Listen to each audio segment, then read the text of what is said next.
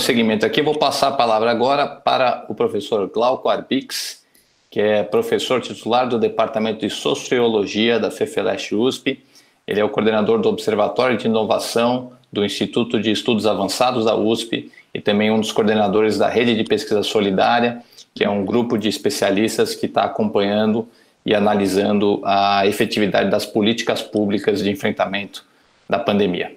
Glauco, muito obrigado pela presença. A palavra está com você. Bom dia, Ayrton. Bom dia, colegas da mesa. É um prazer estar aqui com vocês e conversar um pouquinho sobre os grandes problemas que afetam o mundo e o país e que têm orientado de forma bastante intensa a atividade de pesquisadores. Nós estamos sendo solicitados o tempo todo a oferecer respostas convincentes, confiáveis, inclusive se contrapondo a uma maré de informações equivocadas ou falsas que circulam pelas redes sociais, pelas mídias de várias modalidades. O primeiro ponto que eu gostaria de levantar é a Covid, essa doença, essa pandemia, na verdade, ela atinge praticamente todos os países do mundo e de uma maneira muito intensa o Brasil. O primeiro passo é constatar raros foram, se é que existe algum país que estavam preparados para enfrentar a pandemia. Pelo contrário, a gente não aprendeu, estou falando em geral no mundo, a gente não aprendeu com pandemias recentes que não tiveram o mesmo peso, nem o mesmo grau de perversidade que a atual. Nós não aprendemos com a SARS, com a MERS, estou falando das mais recentes, não estou nem voltando para a gripe espanhola no começo do século passado, certo? Eu estou falando das mais recentes. Muitos recursos foram retirados de pesquisa e, na verdade, os alertas dados, os sinais dados dessa formação nova de vírus, que são muito agressivos aos humanos, não foram levados em conta. Aqui no Brasil, a gente sente isso de uma maneira muito forte. O Brasil é um país que tem uma informalidade muito grande.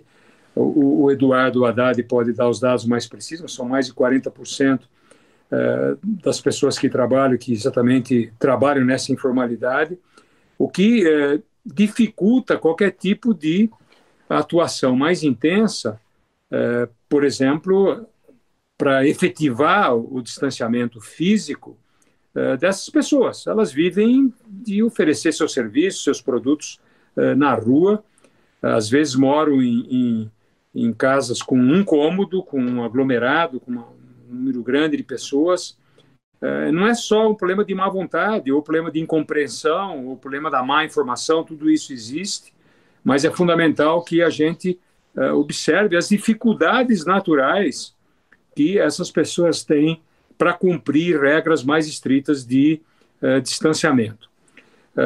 Acho que os trabalhos de pesquisa mostraram isso, né? Nós mesmos, na rede, nós publicamos boletins semanais, um deles foi dedicado inteiramente a essa questão. Nós ouvimos centenas de lideranças de bairros e comunidades deprimidas e conseguimos perceber, levantar a situação concreta. Nós fazemos esse survey, essa pesquisa a cada 3, 4 dias, são ondas sucessivas de pesquisa por WhatsApp, com lideranças que se dispuseram a conversar conosco, e os dados são muito ricos, impressionantes e muito tristes, né? Porque a vida não é fácil.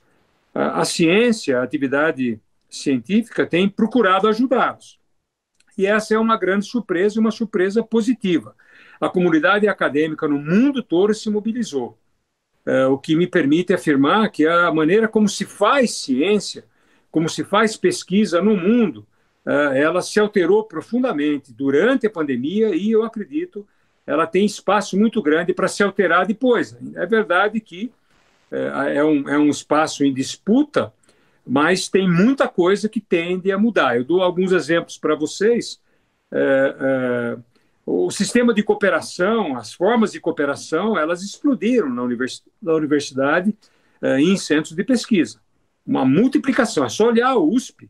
A universidade está efervescendo, está numa situação bastante bastante forte. Segundo lugar, uma ideia muito, apesar de não desejável, mas sempre presente na atividade de pesquisa, era essa espécie de segredo daquilo que a gente faz, né? Porque você tenta evitar, ou muitos cientistas tentavam evitar, vamos dizer assim, a competição, a própria concorrência, então seguravam bancos de dados como se fossem propriedade individual ou de pequenos grupos, ou mesmo tornavam opacos os resultados da sua pesquisa. Isso também foi para os ares, né? Isso não se sustenta.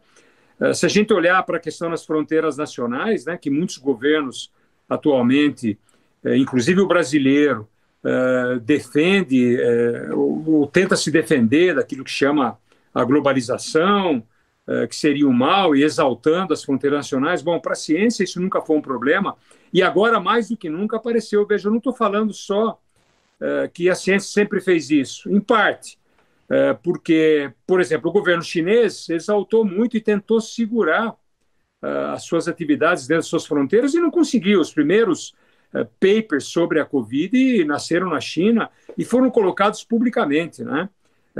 Há uma interação muito grande entre cientistas e pesquisadores de uma maneira como a gente nunca viu. Isso pega Estados Unidos, pega Brasil, pega a China e pega vários países do mundo, Irã, né, países do mundo todo. O quarto ponto que eu gostaria de levantar sobre isso é a explosão de bancos de dados, daquilo que são chamados de preprint, os bancos de dados de artigos que não foram sequer analisados pelos pares e que não foram ainda colocados, submetidos às grandes revistas, revistas indexadas. Há uma explosão desses bancos em todas as áreas, na biologia, na medicina, nas engenharias, nas ciências humanas, em todo lugar. E esse é um dado extremamente relevante, né? Porque é uma maneira diferente, você não está submetido à maneira como as revistas científicas tratam, que depois acabam vendendo o produto do que é feito. Essa explosão desses bancos de dados abriu o conhecimento e permitiu uma interação inexistente até agora. Claro que ela existia em pedaços no começo, mas ela está cada vez mais forte. E, por último, o intercâmbio internacional se tornou muito mais presente.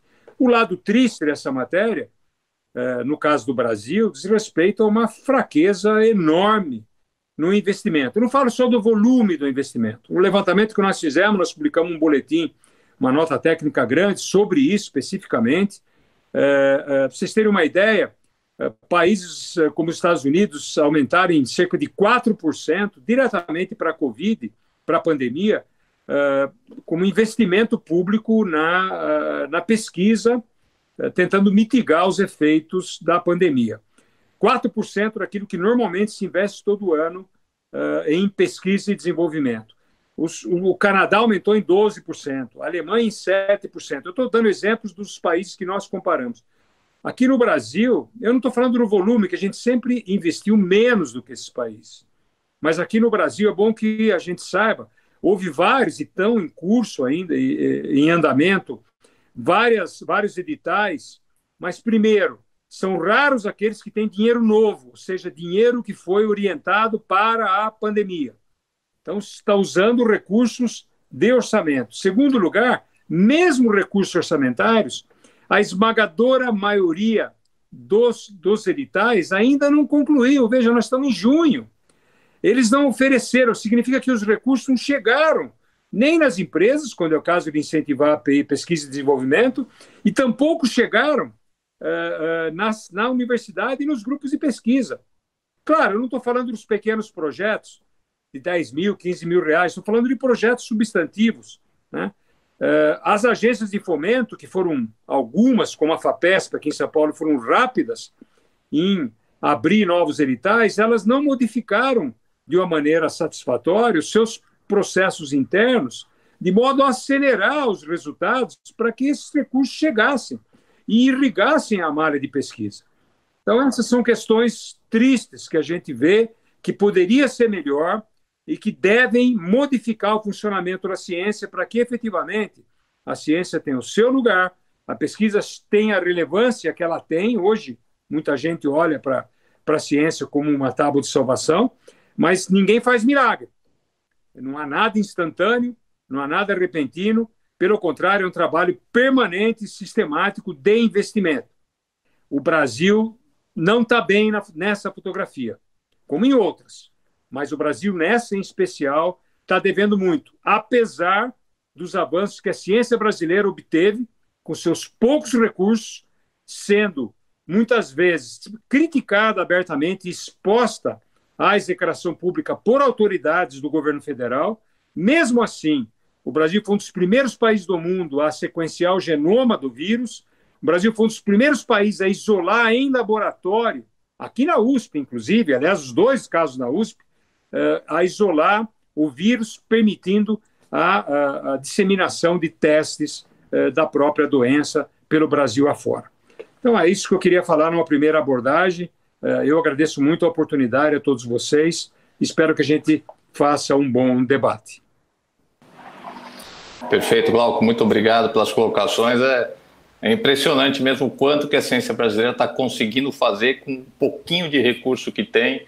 E aí a gente fica pensando quanto mais poderia estar sendo feito se a gente não tivesse aí essa redução orçamentária que vem se agravando aí ao longo dos últimos anos e gerou essa situação aí bem complicada atualmente, né?